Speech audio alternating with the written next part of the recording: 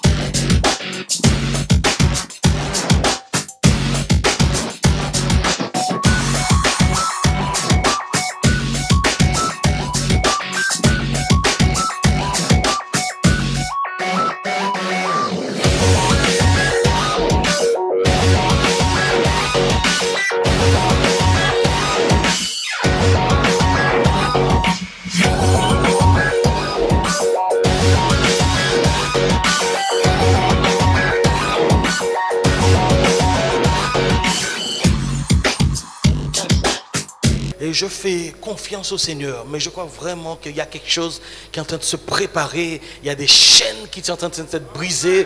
Il y a des personnes qui sont en train de récupérer des choses qui leur ont été volées depuis longtemps. Que Dieu soit béni, que Dieu soit exalté, que Dieu soit élevé. Alléluia, Satan ne peut pas toujours avoir le dessus. Il y a des moments où il faut qu'il soit terrassé parce que nous avons la victoire en Jésus. Alléluia. Seigneur, et je ne parle pas simplement de cris de joie, des choses qui sont simplement émotionnelles. Je parle de nos vies personnelles avec les montagnes qui sont devant nous. Les montagnes doivent entendre jette-toi dans la mer. Déplace-toi, sors devant moi et jette-toi dans la mer. Et la montagne doit descendre et tomber au nom puissant de Jésus. Alléluia. Mes amis, on ne vient pas vous divertir ici. On est venu pour parler de choses sérieuses. On n'est pas venu pour se divertir, pour se faire des guili-guili. On parle de choses sérieuses. Il y a des choses qui sont compliquées, mais nous avons la victoire en Jésus. Alléluia. Et Dieu veut que tu triomphes. Dieu veut que nous ayons la victoire sur les choses de nos vies. Il veut que nous percions spirituellement. Il veut que nous comprenions comment ça fonctionne. Et nous avons entrepris depuis 2 semaines. Aujourd'hui, c'est le 5e message.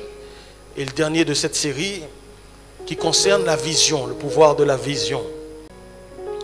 Nous avons ici affaire à un homme, on connaît très bien l'histoire. Même des païens connaissent l'histoire de Samson et de... Comment vous appelez ça, la femme avec qui il est tombé? Hein? Dans les films, ils disent Dalila. Mais dans le texte, vous savez de qui il s'agit? La Bible parle de Delilah. Mais ce n'est pas important. Hein, Delilah. Donc vous allez m'entendre dire Delilah. Si vous m'entendez dire Delilah, c'est parce que j'ai vu des films sur Samson et Delilah. Hein. Mais voilà l'histoire d'un homme qui avait une vision, qui est né avec une vision. Et pourtant, n'a pas compris l'importance de ce que Dieu lui a donné. Et vous voyez, nous sommes en train de chercher une vision. Lui, il est né avec une vision. Il a été consacré avec une vision. Et pourtant, cet homme a dilapidé, il s'est dilué dans la satisfaction charnelle. Et à cause de ça, il a failli passer à côté du plan de Dieu. Et il a eu une grâce de Dieu à la fin, une miséricorde. Mais c'était vraiment in extremis. Dieu veut que nous marchions dans son plan, dans sa volonté, selon la vision. Il t'a créé pour quelque chose. Fais ce qu'il t'a demandé de faire. Il t'a créé pour quelque chose. Tu dois protéger la vision intérieure qui t'habite. Si Dieu t'a dit pourquoi il t'a créé, tu dois garder ça précieusement et protéger la vision qu'il a placée en toi. Est-ce que tu peux dire à ton voisin pour moi, tu dois protéger la vision que Dieu a mise en toi. Tu peux lui dire ça. Tu dois la protéger. Parce que Satan va viser cette vision. Il va vouloir détruire cette vision. Il l'a remplacée par la télévision. Non, par d'autres visions. Mais la télévision fait partie de d'autres visions aussi. Amen. Alors, nous allons ouvrir nos Bibles dans Juge chapitre 16. Juge chapitre 16 à partir du verset 15. Elle lui dit, il s'agit de Delilah, « Comment peux-tu dire je t'aime, puisque ton cœur n'est pas avec moi? Voilà 3 fois que tu t'es joué de moi et que tu n'as pas déclaré, et que tu ne m'as pas déclaré d'où vient ta grande force. » Comme elle était chaque jour à le tourmenter et à l'importuner par ses instances, son âme s'impatienta à la mort. Il lui ouvrit tout son cœur et lui dit, « Le rasoir n'a point passé sur ma tête parce que je suis consacré à Dieu dès le ventre de ma mère. Si j'étais rasé, ma force m'abandonnerait, je deviendrais faible et je serais comme tout homme. » Delilah, voyant qu'il lui avait ouvert tout son cœur, envoya appeler les princes des Philistins et leur fit dire, « Montez cette fois, car il m'a ouvert tout son cœur. » Les princes des Philistins montèrent vers elle et apportèrent l'argent de leurs mains. Elle l'endormit sur ses genoux. Aïe, aïe, aïe, aïe, aïe, aïe. Elle l'endormit sur ses genoux. Est-ce qu'on peut lire ça ensemble? Elle l'endormit sur ses genoux. Ayant appelé un homme, elle rasa les 7 tresses de la tête de Samson et commença ainsi à le dompter. Il perdit sa force. Elle dit alors, « Les Philistins sont sur toi, Samson. » Et il se réveilla de son sommeil et dit, « Je m'en tirerai comme les autres fois et je me dégagerai. » Il ne savait pas que l'Éternel s'était retiré de lui. Les Philistins le saisirent et lui crevèrent les yeux. Ils lui firent descendre à Gaza et le lièrent avec des chaînes d'airain, c'est-à-dire de bronze. Il tournait la meule dans la prison. Cependant, ses cheveux recommençaient à croître depuis qu'il avait été rasé. Et or, les princes des Philistins s'assemblèrent pour offrir un grand sacrifice à Dagon, leur Dieu, et pour se réjouir. Ils disaient, notre Dieu a livré entre nos mains Samson, notre ennemi.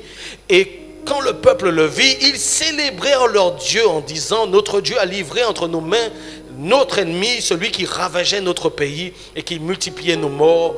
Dans la joie de leur cœur, ils dirent, qu'on appelle Samson et qu'il nous divertisse. Ils firent sortir Samson de la prison et il joua devant eux. Ils le placèrent entre les colonnes et Samson dit au jeune homme qui le tenait par la main, « Laisse-moi, afin que je puisse toucher les colonnes sur lesquelles repose la maison et m'appuyer contre elle. » La maison était remplie d'hommes et de femmes et tous les princes des Philistins étaient là. Et il y avait sur le toit environ 3000 personnes, hommes et femmes, qui regardaient Samson jouer.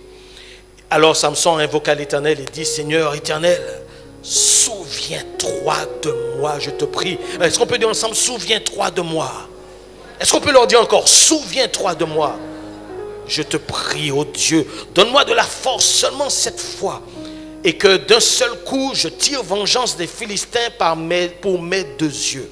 Et Samson embrassa les 2 colonnes du milieu sur lesquelles il reposait la maison et il s'appuya contre elles. L'une était à sa droite et l'autre à sa gauche. Samson dit, que je meure avec les Philistins. Il se pencha fortement et la maison tomba sur les princes et sur tout le peuple qui y était. Ceux qu'il fit périr à sa mort furent plus nombreux que ceux qu'il avait tués pendant sa vie. Ses frères et toute la maison de son père descendirent et l'emportèrent. Lorsqu'ils furent remontés, ils l'enterrèrent entre Soréa et Eshtaol dans le sépulcre de Manoach, son père. Il avait été juge en Israël pendant 20 ans. Amen. Alléluia. Terrible.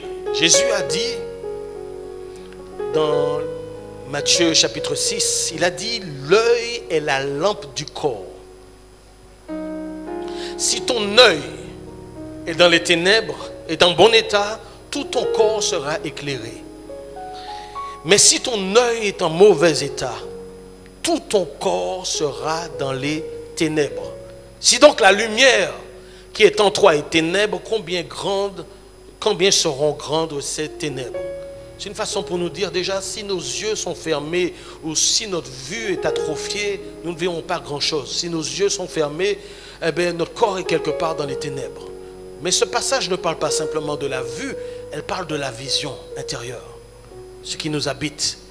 Et si notre vision est dans les ténèbres, alors notre vie entière est dans les ténèbres. Voilà un homme qui a reçu la présence de Dieu sur sa vie.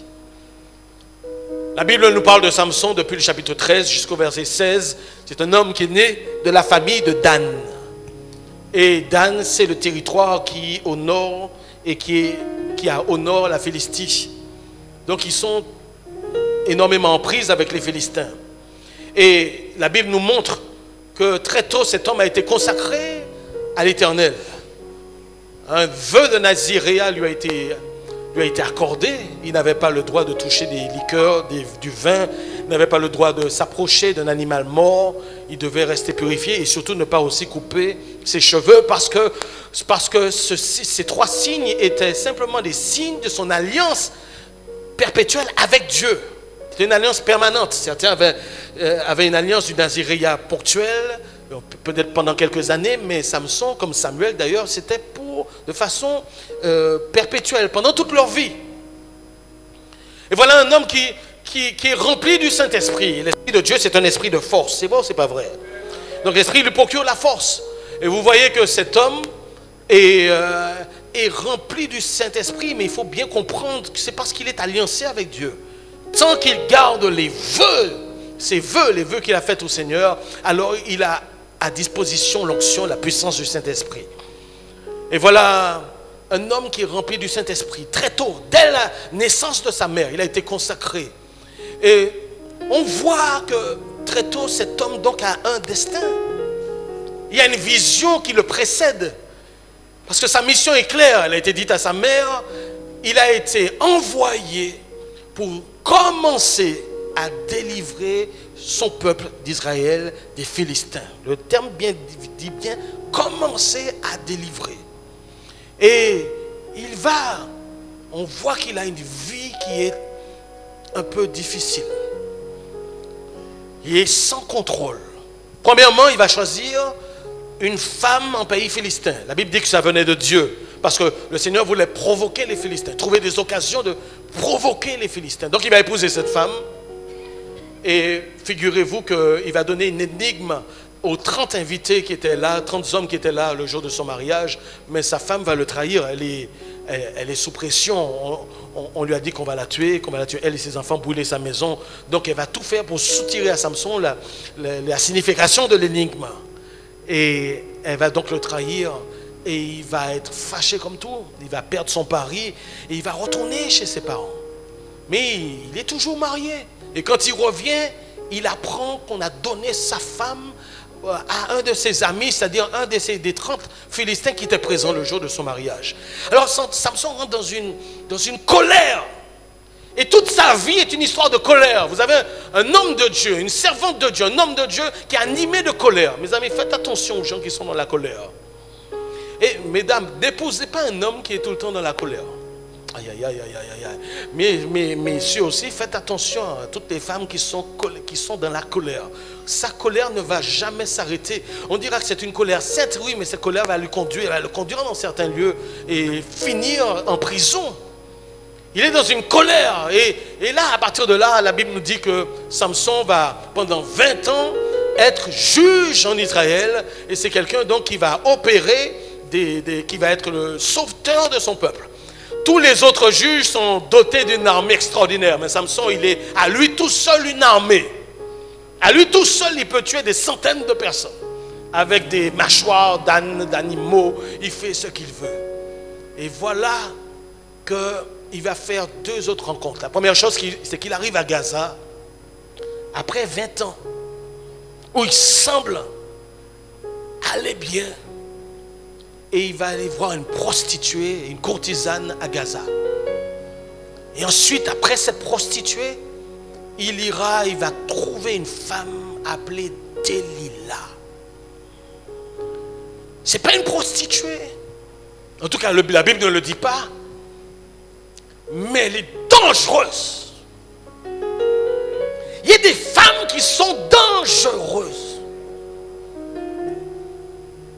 Mais il y a des hommes aussi qui sont dangereux, mesdames. Delilah, dans notre histoire, si tu crois qu'il s'agit simplement d'une femme, alors tu es passé à côté de la révélation de Dieu. Parce que Delilah peut être un homme. Delilah, vous voyez dans la Bible ne parle pas de sa taille, ni de sa chevelure, ni de la couleur de ses yeux, ni de sa beauté. On ne sait pas grand-chose. Pourquoi la Bible reste aussi imprécise? Parce que Delilah, chacun a affaire avec Delilah. Delilah peut être une sale habitude, une mauvaise habitude que nous avons. Delilah peut être une addiction. Delilah peut être l'alcool.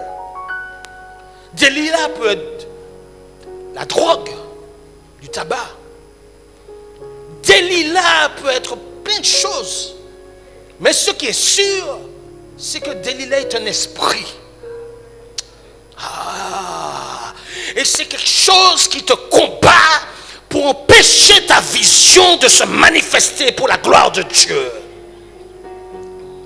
Samson n'a jamais oublié sa première femme. C'était une Philistine. Il cherche toujours sa femme. Les Philistins ont brûlé sa femme, ils ont brûlé son beau-père, ils ont brûlé la maison. Samson était dans la colère parce qu'il a aimé cette femme. Et l'esprit, et l'histoire de Samson, c'est l'histoire d'un homme qui a perdu quelque chose. Il y a 20 ans en arrière. Et nous avons tous à faire face à une Delilah. Un esprit de séduction. Si Delilah comporte toute l'ambivalence humaine. Dans notre histoire, c'est sans doute une très belle femme. Sans doute une femme extrêmement séduisante. Qui attire, mais en même temps, c'est le plus dangereux ennemi que l'ennemi a mis devant nos faces pour nous détruire. Delilah, c'est un terminator. C'est un guerrier parce que cette femme a été envoyée. Peut-être qu'elle le sait, peut-être qu'elle ne le sait pas. Mais Delilah est manipulée par des Philistins qui lui ont promis quasiment 16,5 kilos d'argent, des cycles d'or. Kilos d'argent, c'est énorme à l'époque. Elle est manipulée par des princes philistins qui sont eux-mêmes à la solde de Dagon, un esprit de sirène des eaux, dont la représentation est moitié homme, moitié poisson. C'est un esprit de séduction. Delilah est là dans nos vies pour nous détruire. Mais puis esprit nous a flirté. Vous savez, l'apôtre Paul il a écrit dans l'épître aux Romains que quand j'étais jeune, quand j'étais petit, je fonctionnais comme un petit, je pensais comme un petit, etc. Maintenant que je suis devenu adulte, je suis grand, je ne fonctionne plus comme un petit. Mais des fois, nous qui sommes adultes, nous sommes toujours habités de certains désirs que nous avions lorsque nous étions enfants. Et à cause de ces désirs malsains, alors l'ennemi nous tient. Il y a des choses que nous voulions avant de connaître le Seigneur. Et nous sommes toujours en train de chercher ces choses-là. Lorsqu'on est un homme qui aime les femmes et on donne sa vie au Seigneur, ça doit changer sur ce plan-là. Ça vaut, ça pas vrai. Mais l'esprit de séduction est toujours là. Et lorsqu'on voit, c'est toujours notre faiblesse. On a des faiblesses parce qu'on est toujours un petit enfant à l'intérieur. Delilah, c'est prendre avantage de cette situation. C'est Satan lui-même qui envoie cette Delilah. Et je vous dis, ce n'est pas une femme. Ça peut être un homme. C'est ce dans lequel on se réfugie lorsqu'on se sent mal. Et nous savons qu'elle n'a pas bon et nous qu'a fait quand même. Et pourtant, Delilah est venue pour détruire notre vie, pour détruire notre vie de famille, pour détruire notre vie professionnelle, pour détruire le plan de Dieu sur nos vies, pour détruire notre santé, pour détruire nos finances. Mais nous qu'à jouer puis ces bagailles-là. Nous qu'à continuer jouer puis ces bagailles-là. Pour Samson, cette femme est là. Il sait qu'il est consacré. Et il sait qu'il est rempli du Saint-Esprit, qu'il a des résultats avec le Seigneur. Tu sais, tu peux être grand comme tu veux, tu peux être rempli du Saint-Esprit comme tu veux, tu as une faiblesse quelque part. Et sous pas veiller ces faiblesses, l'ennemi qui prend au nom de Jésus. Tu as beau avoir toute l'onction, tu peux être quelqu'un de bien, mais de toute façon, il y a des faiblesses que tu avais dans le passé, ben là, toujours là. Et si tu ne combats pas, les stratégies de l'ennemi fonctionnent toujours pareil. L'ennemi travaille toujours dans 3 directions. Il travaille avec la convoitise de la chair, la convoitise des yeux et l'orgueil de la vie. Toujours les mêmes armes, ça prend des formes différentes, mais c'est toujours la même chose. On se fait avoir pour ce qu'on regarde, la convoitise de la chair aussi, on a des désirs qui sont malsains, et puis nous avons aussi l'orgueil de la vie, le désir de vouloir paraître, être au-dessus de tout le monde, etc. On est toujours piégé par ces mêmes choses. C'est comment nous toucher, nous attirer. Et nous savons là pas bon, nous qu'a fait quand même. Oh, pourtant tu sais que tu es au Seigneur, tu sais que tu es rempli du Saint-Esprit, tu sais que l'onction de Dieu est sur toi, et malgré son cas, ou là, mais allez quand même. Et parce que tu es allé une fois, rien ne s'est fait.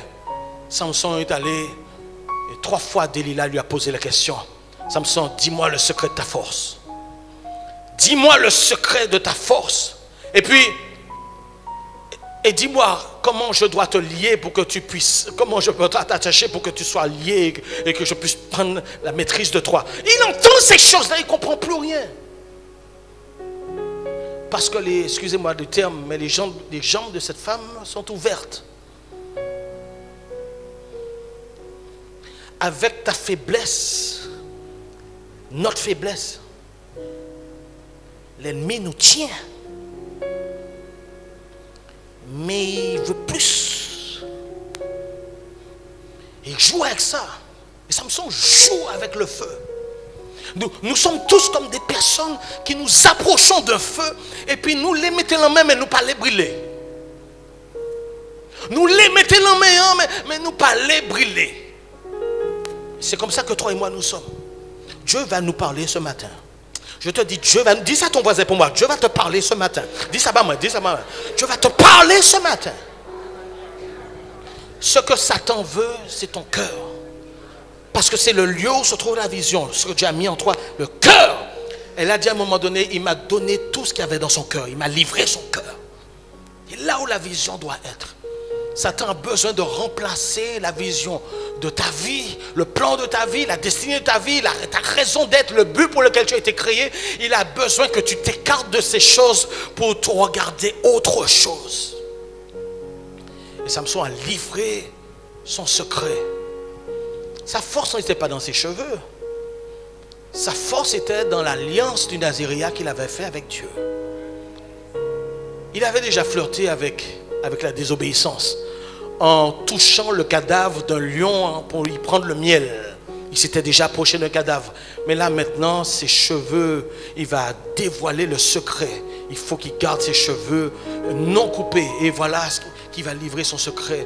Et la Bible dit que Delilah est venue. Et puis Delilah l'a prise. Et sans doute après un rapport sexuel. Elle a posé sa tête, la tête de Samson sur ses genoux. Et elle l'a endormi sur les genoux. Sans doute en caressant ses cheveux. Mais ça Delilah qu'a fait. Et puis nous les amis. Voilà ce que l'Esprit fait avec nous. Quand on dormit nous et puis quand il a joué en cheveux nous. Tellement nous bien là. Des fois nous nous installons dans le péché. Nous goûtons le péché. Après nous culpabilisons, mais il faut que nous retournions goûter le péché. Parce que ben là bon. Satan ne va pas nous toucher avec des choses qui ne nous apportent rien. Il va nous donner ce que nos désirs requièrent, ce que nos désirs ont besoin. Il va nourrir nos désirs. Et ben nous, ben là, ça lâche les. Et puis il a joué, puis ça. Et là, on dormit. Il y a des femmes, des hommes qui endormissent des gens. Il y a des situations où on s'endort. Tu prends la cigarette, tu prends le joint là, et puis et c'est joint qui a joint chez vous.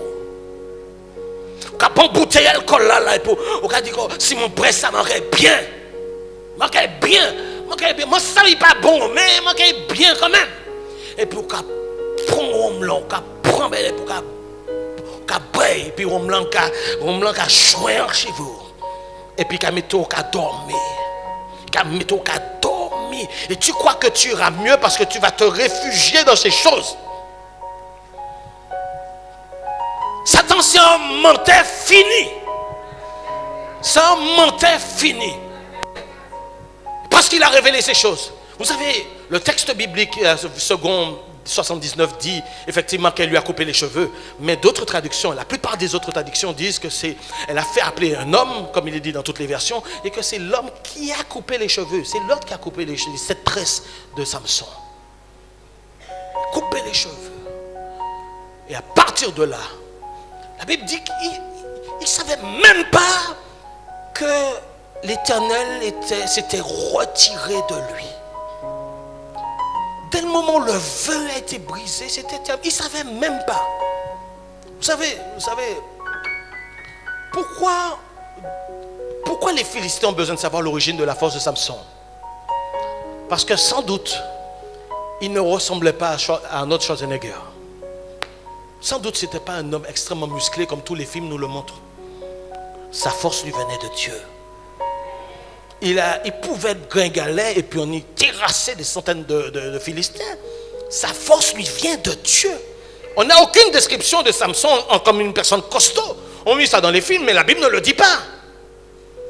Mais à partir de là, plus de force. Je veux te dire ce que veut Delilah. Et ce que veut l'ennemi sur ta vie. Parce que la Bible dit, premièrement, ils l'ont lié. Delilah, ce qu'elle veut, c'est que tu perdes le contrôle de ta vie. Perdre le contrôle. Avant, c'est Samson qui contrôlait les Philistins. Maintenant, ce sont les Philistins qui le contrôlent. Ce que cet esprit veut, c'est te contrôler. Te contrôler. La deuxième chose, c'est qu'ils vont lui crever les yeux. Ils vont crever les yeux. Pourquoi ils font ça? Pourquoi lui crever les yeux? Symboliquement, spirituellement, ça signifie je brise ta vision. Après, ils n'ont pas qu'à voir encore. Le but de l'ennemi est là. Il veut briser ta vision. Je vous dis une chose. Personne ne va nulle part. La Bible dit sans vision, mon peuple périt, où il est sans frein. C'est la même chose. Il finit par périr. Dieu t'a créé pour quelque chose. Si jamais tu t'écartes de ce pourquoi Dieu t'a créé, mais tu es perdu, mon ami. Le but de Satan, c'est briser la vision que Dieu a placée en toi. Briser ta volonté. C'est briser ces choses-là. T'écarter du plan de Dieu pour ta vie. Il a crevé les yeux de Samson. Ils ont crevé les yeux de Samson. Il a perdu la vision. La troisième chose, c'est ce que veut l'ennemi, c'est que veut l'esprit de Delilah, c'est de te faire descendre, de te faire perdre ta position. La Bible dit, ils le descendirent jusqu'à Gaza. Ils l'ont fait descendre.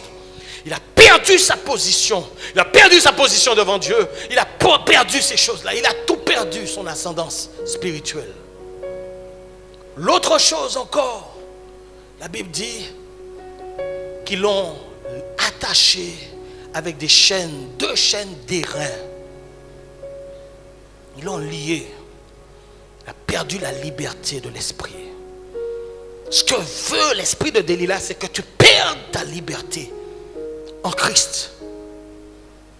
Et la Bible dit maintenant qu'ils l'ont poussé, ils l'ont jeté en prison et ils l'ont fait pousser la meule à grains des Philistins.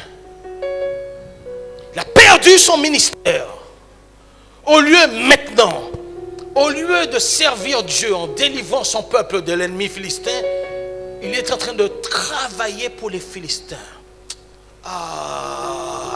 Il est en train de travailler pour l'ennemi, les yeux crevés. S'arrête ça, les amis. Il a perdu son ministère, perdu son statut. Il n'est plus rien.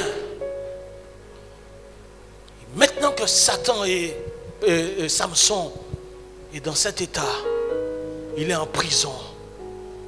Et là, il est en train de pousser la meule. Il pousse la meule. Pousse la meule des Philistins. Il pousse la meule des Philistins. Il pousse, il est comme un animal.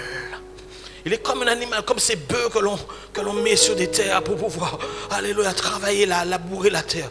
Il pousse la meule des Philistins. Il est en train de se dire, qu'est-ce qui m'arrive? Qu'est-ce qui m'arrive? Qu'est-ce qui m'arrive? À présent, je vais travailler Badjabla. À présent, je vais travailler Badjabla. et mon con en animal.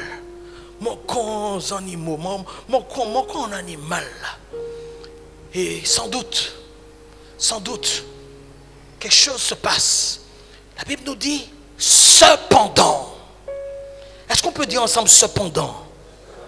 Cependant, c'est un terme qui veut dire qu'il y a une rupture entre ce qui vient d'être dit et puis ce qui va se produire. Il y a un changement de tonalité. Il y a quelque chose qui doit se passer.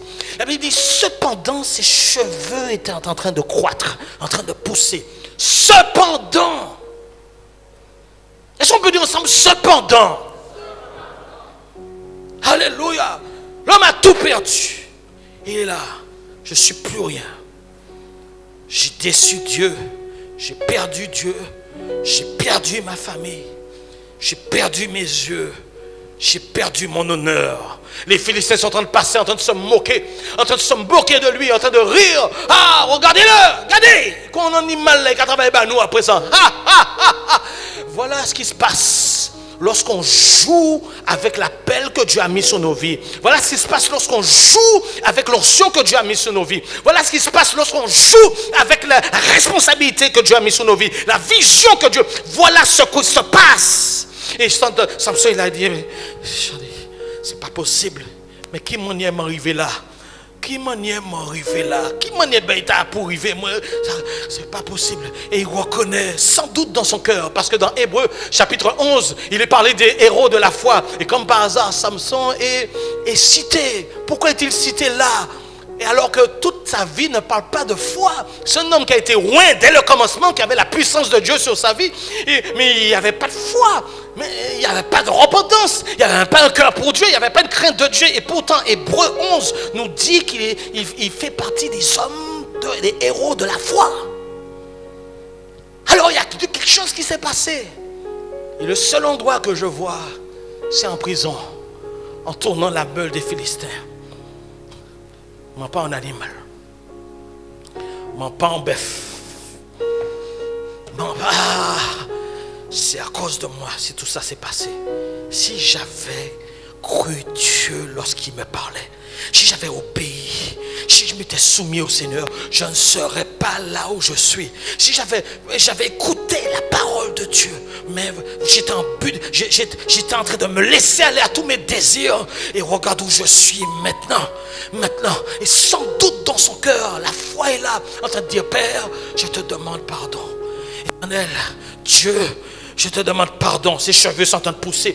Éternel Dieu, je te demande pardon.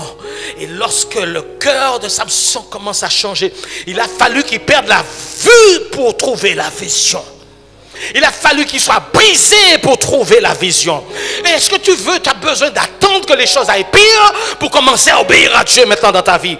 Est-ce que tu as besoin, qu'est-ce que tu as besoin pour commencer à obéir? Tu as besoin d'être brisé, tu as besoin que tes yeux soient crevés. C'est ce que tu attends. Satan dit, mais pourquoi il a dû se dire, Samson, mais pourquoi je me suis buté comme ça? Pourquoi j'ai désobéi? Pourquoi j'ai fait ce que je voulais? Pourquoi j'ai obéi à toutes mes convoitises, à la chair? Pourquoi j'ai fait tout ça? Et Dieu, pardonne-moi, papa. Pardonne-moi, Père. Pardonne-moi, Père. Et pendant que la foi renaît, alléluia, Dieu, dans sa miséricorde, dit, je peux tout changer. Je peux tout changer. Ah! Alléluia. Peu importe là où tu te trouves, je te dis une chose. Il y a de l'espoir si tu te repens et tu veux continuer à vivre la gloire de Dieu. Il y a de l'espoir pour que Dieu change toutes choses. Il y a de l'espoir pour que tout... On a perdu beaucoup de temps dans nos vies à faire plein de choses, à faire nos affaires sans nous occuper de ce que Dieu nous demandait de faire. On a perdu beaucoup de temps, assez de temps, et on a déjà perdu beaucoup d'argent. On a perdu nos familles dans ces histoires. On a perdu nos santé dans plein de choses inutiles. Mais Dieu dit, si tu te retournes, alléluia, si tu te repens, et si tu veux voir ma gloire, je suis avec toi. Dieu est fidèle. Dieu n'abandonne personne. C'est encore possible de voir la gloire de Dieu. Et dès ce moment-là, il y a une lueur qui va se mettre en place. Et ça vient de l'ennemi. Les Philistins vont dire, amenez Samson pour qu'il joue, pour qu'il fasse le pitre devant nous. On va rire de lui. Mais ils vont dire une chose, ils ne savent même pas ce qu'ils font. Placez-le au niveau des colonnes. Ah! Alléluia! L'ennemi lui-même a fait placer Samson au milieu des colonnes. C'est l'ennemi qui l'a fait positionner là. Mes amis, Samson s'est retrouvé là. Il dit, mais c'est pas possible. Ça vient de Dieu, cette histoire-là. Il n'est pas kawaïen. Il a un jeune homme qui, alléluia. Est-ce que viens avec moi, viens avec moi. Il y a un jeune, il n'est pas kawaïen. Il a fait sortir des prisons. Mais il a fait une prière à Dieu. Et le jeune homme l'amène au milieu des colonnes. Tu peux m'amener à côté du poteau là. Amène-moi au milieu des colonnes, puisque c'est là où les mains. Je te dis une chose. Quand tu as la faveur de Dieu, alléluia, Dieu incline tes ennemis en ta faveur. Dieu incline tes ennemis en ta faveur. Il dit, amène-moi au niveau de la colonne. Alors il a qu'à approcher. Amène-moi les colonnes qui soutiennent. Certains disent, mais comment ça se fait qu'une, deux colonnes peuvent soutenir? Oui, on a retrouvé des amphithéâtres, des théâtres antiques qui dépendaient, dont les colonnes centrales suffisaient pour détruire toute la bâtisse. Position, même là, tu peux y aller maintenant. Alors il a appuyé, il a chébé colonne là. Il a chébé l'autre colonne là. Il l'a mis en les baguettes. Je vais te dire une chose, écoute-moi bien. Écoute-moi bien. Ça, ce sont les colonnes de la maison de l'adversaire. Ce sont les colonnes de la maison de l'adversaire. Tout ce que l'ennemi a fait contre ta vie tient sur deux colonnes. Aïe, aïe, aïe, aïe, aïe, aïe, aïe, aïe, aïe, aïe, aïe, aïe, aïe. Tout ce que l'ennemi a déjà construit, bâti autour de toi pour te détruire, tient seulement sur deux colonnes. Il y a toujours une faiblesse, un point faible sur le royaume de l'ennemi. Il suffit que tu poses la main dessus et que tu pries dessus et tout le royaume de l'ennemi va s'écrouler au nom de Jésus-Christ de Nazareth. Tout ce que l'ennemi a fait pour te briser va être détruit dans le nom de Jésus. Il y a toujours une faiblesse pour tout ce que l'ennemi a construit autour de toi. Il y a des points fragiles. Il y a des points fragiles. Et d'une façon, Dieu dit, moi je peux tout changer de coup. Je peux briser tout ce qui se fait autour de toi pour te détruire. En une fraction de seconde, je peux tout détruire. Et c'est ce qui va se passer, les amis. Il va poser sa main sur les colonnes. Au nom de Jésus. Et je te dis une chose. Pose les mains. Pose les mains sur les choses qui t'attaquent. Pose les mains. La Bible dit, si votre main droite est pour toi une occasion de chute, coupe-la.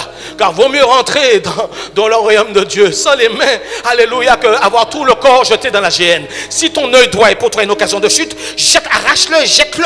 Vaut mieux entrer bonne dans le royaume des cieux que d'avoir tout son corps qui brûle dans la géhenne. Alléluia. Alors, il va poser ses mains sur ces choses-là. Et il va dire les choses. Il va poser les mains sur l'alcool.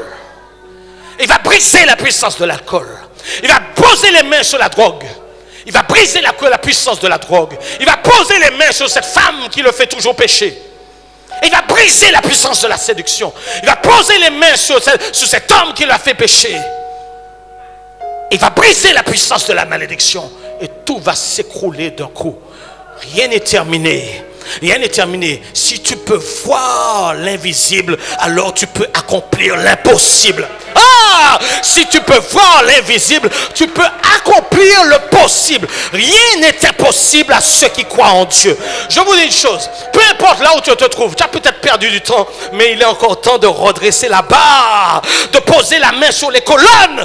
Alléluia, des difficultés. Et Dieu va faire tomber l'ennemi et briser la puissance de l'ennemi sur ta vie. En une journée, tu peux rentrer dans le plan de Dieu. La Bible dit que ce jour-là, il y a plus de Philistins qui sont morts. Alléluia. Que pendant toute la durée de la vie de Samson. Tu vas te lever, s'il te plaît, maintenant. Est-ce que tu peux te lever maintenant, s'il te plaît? Est-ce que tu peux te lever maintenant, s'il te plaît? Et je veux te dire une chose. Est-ce que tu peux fermer les yeux, s'il te plaît? Tu sais ce que ta délit là. Peut-être que c'est une femme, si tu es un homme. Peut-être que c'est un homme, si tu es une femme. Peut-être, mais c'est ça dans lequel tu te réfugies lorsque tu as besoin qu'on te caresse les cheveux. Et tu sais que ça t'est interdit. Aujourd'hui, tu vas prononcer une parole. Alléluia. Tu n'as pas envie que tes yeux soient crevés. Ils ont déjà été fermés assez longtemps. Maintenant, tu veux plus que ce soit crevé. Tu vas dire à Dieu. Mais le pasteur François Louison, il ne connaît rien de ta vie. Mais Dieu m'a délégué ce matin pour te dire de prendre une décision. Alléluia, si tu te repens. Si tu te repens. Alléluia. Si tu te repens et dis à Dieu, je veux poursuivre l'œuvre à laquelle tu m'as appelé. Dis-le lui maintenant. Dis-le lui maintenant. Prends position devant Dieu. Arrête de jouer. Nous pas qu'à jouer l'évangile. L'évangile c'est pas un jeu. C'est un bail sérieux. Satan pas là pour jouer. Satan c'est un bon sérieux. Pendant que tu dors, lui il complote contre toi.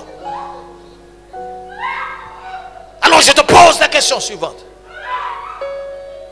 Veux-tu prendre une décision ce matin pour dire Seigneur, Dieu, ses bras sont grands ouverts pour pardonner. Ses bras sont grands ouverts pour te purifier. Si tu te pardonnes de tout ton cœur, oui. Oui. Mais il veut aussi savoir, est-ce que tu veux reprendre le cours de ta vie à suivre ses plans selon ce qu'il t'a déjà dit dans ton cœur? Oh! Ou est-ce que tu veux continuer à jouer clopin, un pied par là, un pied par là, un pied avec moi, un pied avec le diable, un pied dans le royaume, un pied dans le monde? Est-ce que tu veux mettre tes 2 pieds dans le royaume?